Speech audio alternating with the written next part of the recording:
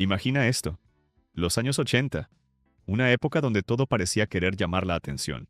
Coches deportivos, más agresivos, más rápidos, más llamativos. Y aún así, en medio de todo eso, había otro tipo de coches, más largos, más prácticos, pensados para la familia.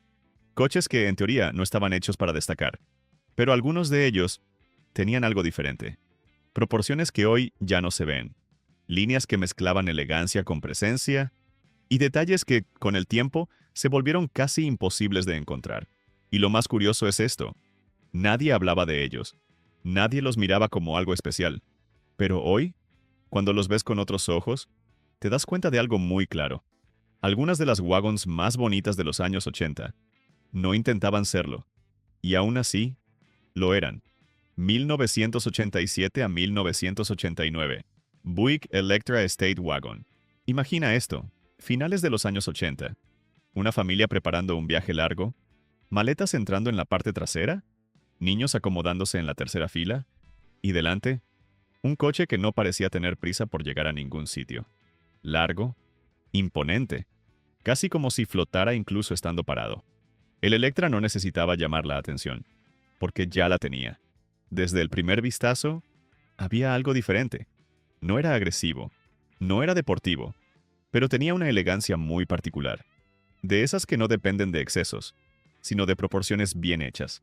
El frontal ancho, sólido, los laterales largos y limpios, y ese clásico acabado en madera, que en los años 80 no era un detalle retro, era un símbolo de estatus familiar. Porque sí, aunque hoy pueda parecer curioso, en aquella época, llevar paneles de madera en una wagon era casi una forma de decir que habías llegado a cierto nivel.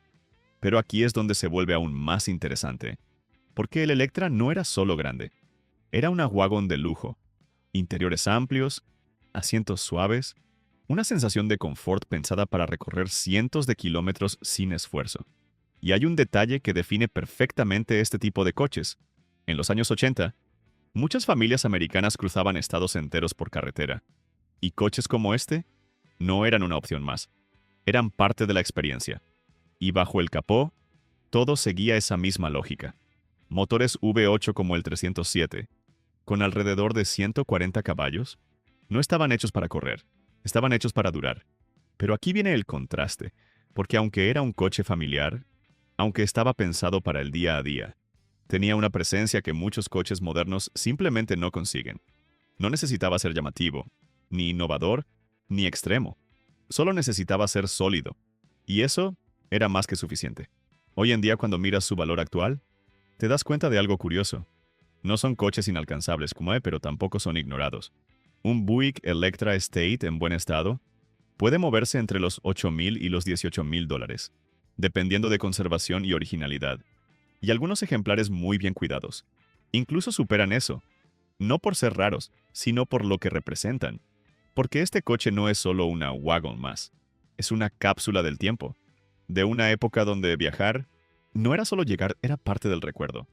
Y eso es algo que hoy cuesta encontrar. 1985.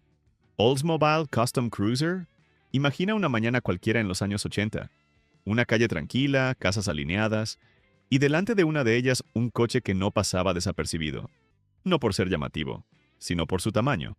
El Custom Cruiser no intentaba ser elegante como el Buick, ni moderno, ni deportivo. Su enfoque era otro.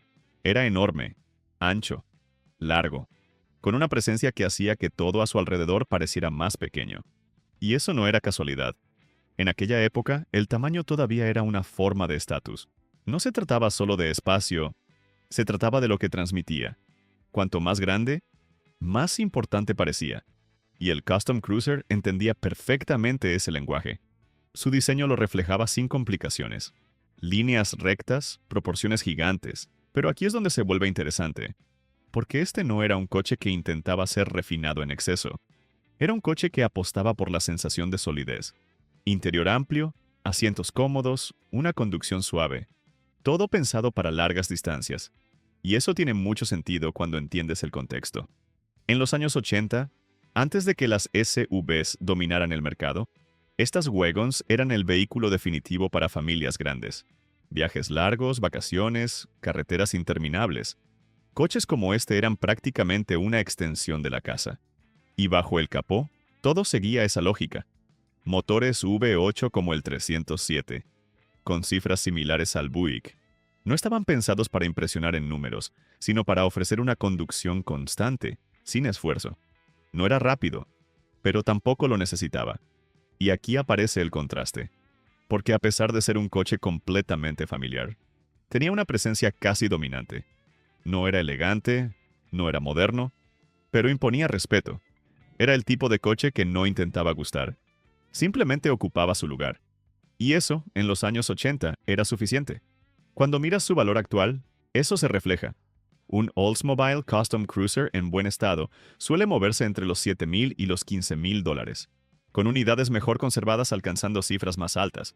No es un coche exclusivo, pero tampoco es irrelevante, porque lo que estás viendo aquí no es solo una wagon, es el final de una era donde el tamaño lo era todo. 1987 Chevrolet Caprice Estate Wagon. Este coche era imposible de ignorar, no por detalles llamativos, sino por cómo ocupaba el espacio. Largo, bajo, con proporciones que parecían hechas para la carretera abierta. El Caprice Estate tenía algo muy particular. Era el equilibrio perfecto entre lo familiar y lo icónico. Su diseño era limpio, más suave que otros de la época, con líneas que fluían mejor y ese clásico acabado en madera que ya definía a las grandes wagons americanas. No era agresivo, pero tenía presencia, de esas que no necesitan esfuerzo. Y aquí es donde encaja perfectamente en su tiempo. En los años 80, Chevrolet sabía exactamente lo que hacía, porque este coche no era solo una opción más. Era uno de los más reconocibles en todo Estados Unidos. Estaba en barrios, en viajes familiares, en películas, prácticamente en todas partes. Bajo el capó, opciones como el V8305 con alrededor de 170 caballos ofrecían una conducción suave, suficiente para mover todo ese tamaño sin complicaciones. No era rápido, pero se sentía sólido, estable, hecho para durar. Y eso es lo que lo definía. No buscaba destacar por números, sino por cómo se sentía en el día a día. Cómodo, predecible, confiable. Pero hay un detalle interesante. Este tipo de wagons empezaba a convivir con algo nuevo. Mientras el Caprice seguía dominando las carreteras, las primeras minivans ya comenzaban a cambiar el mercado, ofreciendo lo mismo, pero en un formato diferente. Y ahí está el contraste. Porque el Caprice no necesitaba reinventarse. Seguía siendo el referente, pero al mismo tiempo, estaba viviendo sus últimos años en la cima. Hoy eso le da un valor distinto. Un Caprice Estate en buen estado suele moverse entre los $9,000 y los $20,000, dependiendo de la conservación. No es raro, pero sí cada vez más apreciado, porque más que una wagon, este coche representa lo que fue, durante años, el estándar de la familia americana. Y ahora tengo curiosidad, de los que hemos visto hasta ahora, ¿cuál te parece más impresionante? ¿Te quedas con el lujo del Electra? ¿O con la presencia del Custom Cruiser? ¿O este Caprice te parece el más completo? Te leo en los comentarios. 1986 Ford LTD Country Squire. Este coche no intentaba reinventar nada. Y precisamente por eso funcionaba tan bien. Era, en muchos sentidos, la definición de una wagon americana de los años 80. Grande, cómoda y con una identidad visual que no dejaba dudas. Bastaba una mirada para reconocerlo. Los paneles de madera recorriendo los laterales, las líneas rectas, esa sensación de coche largo y estable, hecho para viajar sin esfuerzo. No era moderno, pero tampoco lo necesitaba, porque Ford llevaba décadas perfeccionando esta fórmula, y en este punto ya la tenía completamente dominada. El interior seguía esa misma idea. Espacio de sobra, asientos amplios, una conducción suave que parecía pensada para autopistas largas más que para ciudad. Este no era un coche para moverse rápido, era un coche para moverse bien. Y eso tiene mucho sentido cuando entiendes su contexto. Antes de que las SUVs tomaran el control del mercado, este tipo de wagons eran la opción lógica para familias grandes.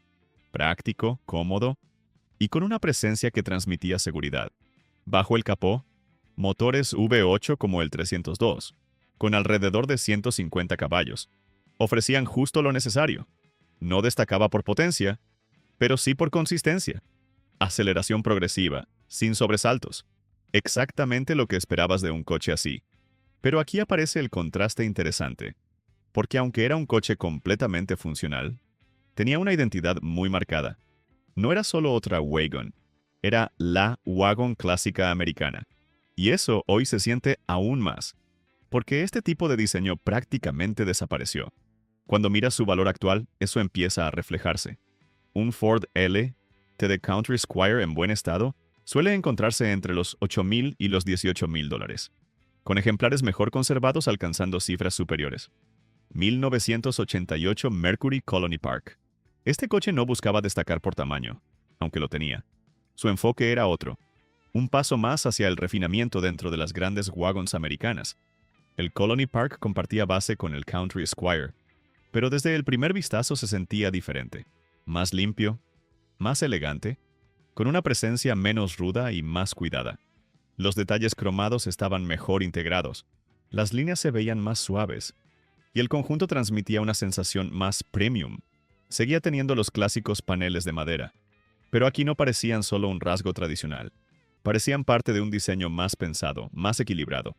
Y eso define muy bien a Mercury en esa época. No era una marca extrema, no buscaba romper esquemas, pero sí ofrecer algo más refinado que lo habitual, sin alejarse demasiado de la realidad. El interior seguía esa misma lógica. Amplio, cómodo, pero con un toque más cuidado en materiales y acabados. No era lujo absoluto, pero claramente estaba un paso por encima de lo básico. Y eso se notaba en la conducción.